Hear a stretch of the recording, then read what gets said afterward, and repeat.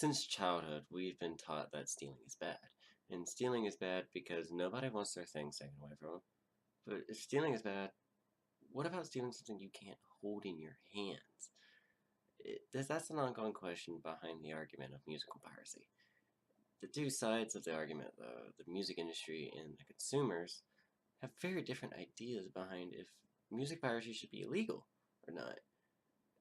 But I'm curious about, like, not its legality, but why? Why steal something that doesn't exist? Or doesn't physically exist, at least?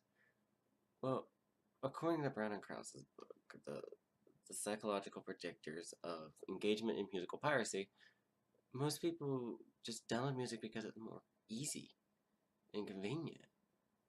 But how is it easier? Well, this is typically done through peer-to-peer networks. Uh, that's the wrong slide.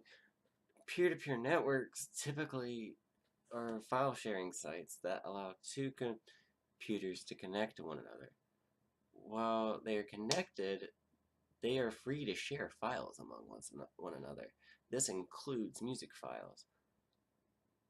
To sum it down, basically, if you and me are sharing a computer, not computer, but sharing files through a peer-to-peer network, and you bought a song off iTunes, and I really like that song, all I'd have to do is right-click copy on it, and then go back to my computer's files and hit paste. And then I own a copy of that song now at nothing was the cost. Well, to an industry that's based around selling music online, that's a very big deal because they've lost they've lost approximately $295 billion through people doing this.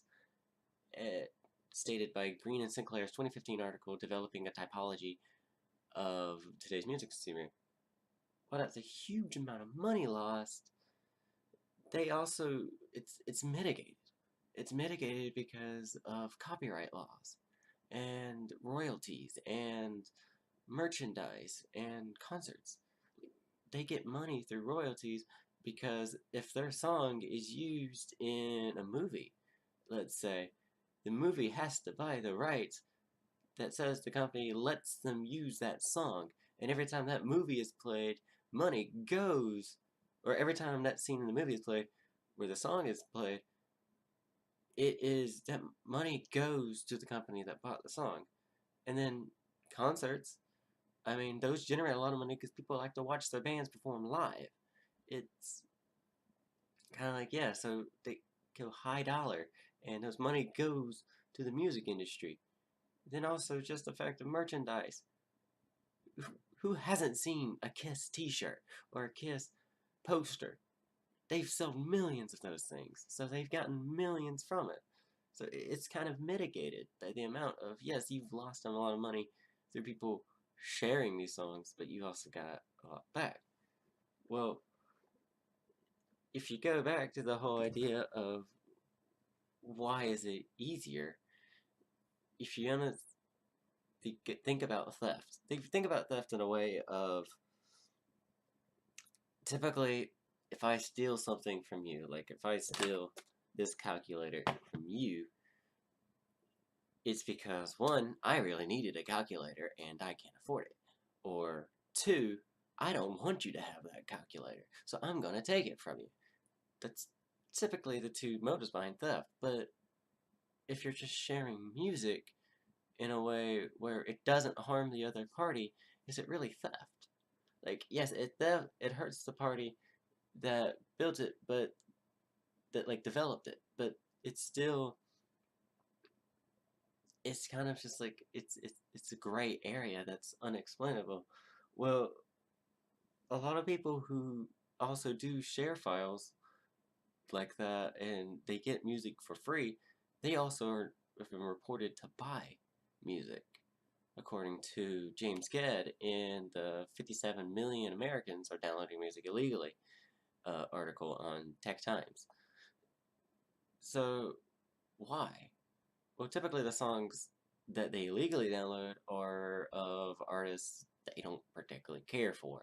Like, you hear that one song on the radio that's like really, really annoying, and it just gets stuck in your head, and you don't want to listen to it anymore. But then years later, you're like, oh yeah, I remember that song. It's all right.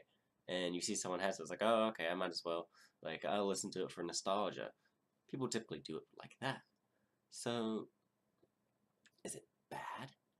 It, according to the industry, it's immoral. But like I said, it hurts them, but they can generate revenue other ways.